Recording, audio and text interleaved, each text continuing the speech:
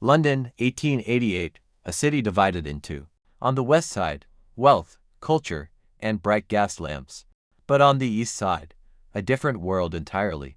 Whitechapel, a place drowning in poverty, overcrowded slums, and streets so dark and narrow that even the police hesitated to walk them.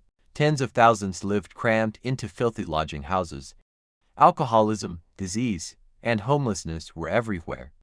Many women, unable to find work, survived only by selling their bodies for a few pennies a night. Crime was constant, violence was normal, and desperation was the air people breathed.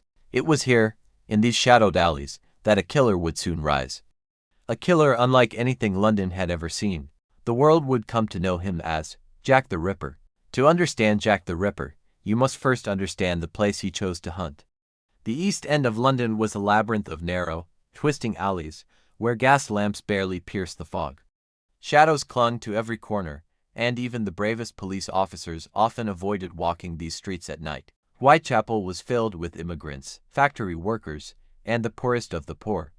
People came and went constantly. No one knew their neighbors. No one asked questions. And the police, they were outnumbered, overwhelmed, and often undertrained. Violence broke out daily. Drunken fights, robberies, stabbings. It was chaos long before the Ripper arrived. But the women who lived there, especially those forced into prostitution, were the most vulnerable. They worked in dark corners, alone, at night, exactly the conditions a predator needed. This was the world Jack moved through, unnoticed, unchallenged, invisible. August 31st, 1888. The streets of Whitechapel were quiet, but a storm of fear was about to begin. Marian Nichols, a 43-year-old woman struggling with poverty and hardship, was walking the dark alleys near Bucks Row. She had endured a life of misfortune, moving from one temporary home to another, trying to survive in a city that offered little mercy. That night, her body was discovered at approximately 3:40 a.m., lying in a dark, narrow passageway. The scene was horrifying. She had been brutally murdered, her throat slashed. The violence shocked even seasoned officers, and for the first time, the people of Whitechapel realized that a new terror had arrived. The police began their investigation immediately, but clues were scarce. Witnesses were few, and the foggy streets made pursuit nearly impossible. Panic spread quietly through the East End. Mothers warned daughters, shopkeepers locked their doors earlier, and the few who dared to walk the streets at night did so with trembling hearts. Marian Nichols' death marked the beginning of what would become one of history's most infamous crime sprees. The fear she unleashed would haunt Whitechapel for weeks to come, and her name would forever be tied to the mysterious figure who would later be called Jack the Ripper. September 8, 1888. Less than a week after Marian Nichols, Whitechapel was once again plunged into terror. Annie Chapman, a 47-year-old woman, was found dead in the backyard of 29 Hanbury Street. Like Nichols, she struggled with poverty, alcoholism, and hardship, living day to day in a city that offered her few opportunities. Chapman's body was discovered at around 6 a.m. by a neighbor, and the scene shocked even the most seasoned officers. The brutality was undeniable, and a pattern was beginning to emerge.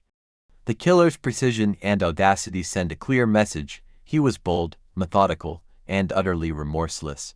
Witnesses had seen Chapman shortly before her death, but the foggy streets and shadowed alleys meant the killer remained unseen.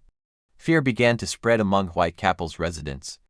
Women who had walked those same streets the night before now avoided them entirely, and even the police were on edge, realizing that a cunning predator was moving freely among the city's shadows. Annie Chapman's murder confirmed what people had begun to suspect. The East End was being hunted by a killer unlike any they had ever known. The legend of Jack the Ripper was beginning to take form. September 30, 1888, a night that would terrify London like no other. Elizabeth Stride, a 44-year-old woman, was found dead in Dutfield's yard off Burner Street.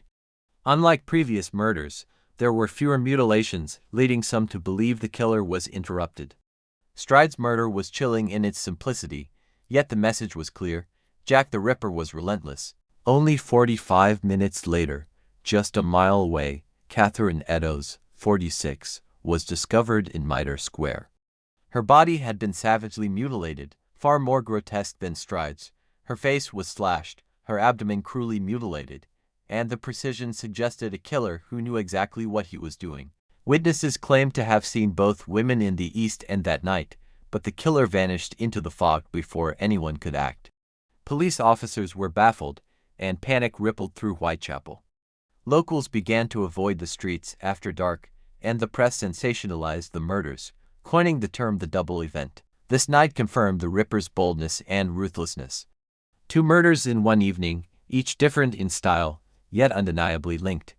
The city's fear escalated, and Whitechapel became a stage for one of history's most infamous killers. November 9, 1888. The terror that had haunted Whitechapel for months reached its most shocking conclusion. Mary Jane Kelly, just 25 years old, was found in her small room at 13 Miller's Court. Unlike the previous victims, Kelly lived indoors, but this did not protect her from Jack the Ripper. Her body was discovered by neighbors who entered her room after noticing her absence. The crime scene was horrific, displaying the killer's most extreme and methodical brutality. It was the most gruesome of all canonical murders, and it shocked even the hardened officers investigating the case. Kelly's murder sent fear rippling through London and beyond. Newspapers described the horror in lurid detail, amplifying the legend of Jack the Ripper. For the police, it was the final canonical murder, and yet the questions only multiplied. Who was he? Why had the killings ended? And would the city ever feel safe again? Mary Jane Kelly's death marked the end of the Ripper's known spree, but her story, and the stories of all his victims, would echo through history, leaving Whitechapel forever haunted by the shadow of one of the world's most infamous killers.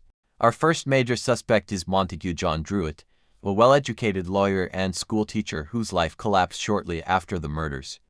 Only weeks after Mary Jane Kelly's death, Druitt was found drowned in the Thames, and some officers claimed this explained why the killings suddenly stopped. But there's little real evidence. Druitt had no known ties to Whitechapel, no record of violence, and his movements during the murders are uncertain. In the end, he may have been accused simply because his death was convenient, not because he was Jack the Ripper. Aaron Kosminski is one of the most frequently mentioned Ripper suspects. A Polish immigrant living in Whitechapel, he struggled with severe mental illness and was eventually committed to an asylum in 1891. Some police officials believed he had both the proximity and the instability to match the killer. But the case against him is thin. He was never tied to any crime scene, and the so-called DNA evidence linked to him is widely disputed. Kosminski remains a possibility, but far from a proven one. Michael Ostrog was a Russian-born criminal with a long history of fraud, theft, and impersonation. His record made him dangerous, unpredictable, and exactly the kind of man police wanted to question. In 1894, officials even listed him among their top 3 Ripper suspects. But there's a major issue. There's no proof he was even in England during the murders. Ostrog was violent, yes, but not in the way Jack the Ripper was. Most historians now believe he was named out of convenience, not evidence. Francis Tumblety was an eccentric American doctor who lived in London during the murders. Known for his violent temper and deep hatred of women, he quickly drew the attention of Scotland Yard. When police moved in to question him, Tumblety fled the country, making him one of the few suspects who actually ran. But despite his suspicious behavior, nothing links him directly to the crime scenes. Tumblety was strange, dangerous, and mysterious. But his guilt remains unproven, forever trapped in speculation. James Maybrick, a Liverpool cotton merchant, became a modern suspect after the discovery of a diary in the 1990s claiming he was Jack the Ripper. The diary described the murders in chilling detail, leading some to consider him a serious candidate. However, historians widely question its authenticity. The diary may be a forgery, and there is no contemporary evidence tying Maybrick to Whitechapel or the murders. His connection remains highly speculative, more legend than fact. Beyond the main suspects, countless others have been linked to Jack the Ripper over the years. From doctors and aristocrats to unknown criminals, speculation ran wild. Some theorists even suggested royal conspiracies or secret societies were involved. Most of these claims lack evidence. While intriguing, they are largely based on rumor, sensational journalism, or imaginative reconstructions. The truth about Jack the Ripper's identity remains a mystery, shrouded in fear, fog, and history. During the murders, police and newspapers received dozens of letters claiming to be from the killer. The most famous was the From Hell letter, sent with a human kidney preserved in alcohol, addressed to George Lusk of the Whitechapel Vigilance Committee. Most letters were clearly hoaxes, written by thrill seekers or the curious. Only a few, like From Hell, sparked debate about authenticity. These letters fueled panic, captivated the press, and helped turn Jack the Ripper into a legend, a shadow that haunted London long after the murders ended. The Metropolitan Police faced immense pressure as the murders continued. Officers patrolled the foggy streets, interviewed countless witnesses, and followed every lead, yet the killer remained elusive. Miscommunication, lack of forensic tools, and bureaucratic rivalry hampered the investigation. The Whitechapel Vigilance Committee, formed by concerned citizens, tried to supplement the police efforts, but fear and panic spread faster than justice. Despite tireless work, the authorities never caught Jack the Ripper, leaving a legacy of frustration and mystery that continues to fascinate the world today. Over the years, Jack the Ripper has inspired countless investigations, books, and documentaries. Modern criminologists and forensic experts have revisited the case using new technology, from DNA analysis to behavioral profiling, but the results remain inconclusive. Some suggest a lone, disturbed killer, others point to multiple perpetrators or conspiracies. New suspects emerge from time to time, but the evidence is always circumstantial. Despite the passage of more than a century, Jack the Ripper's true identity continues to elude historians, keeping the fear, mystery, and fascination alive. Jack the Ripper's reign of terror ended over a century ago, but his shadow has never faded. The mystery of his identity, the brutality of his crimes, and the lives he destroyed continue to fascinate and horrify people around the world. Whitechapel remains forever linked to fear and legend, a reminder of how one unknown figure can leave an indelible mark on history. Though investigators, historians, and enthusiasts have pored over every clue, the truth remains elusive. Jack the Ripper may never be identified, but his story will echo through the foggy streets of London forever. Don't worry. Jack isn't looking at this channel, probably. Like and subscribe before he changes his mind.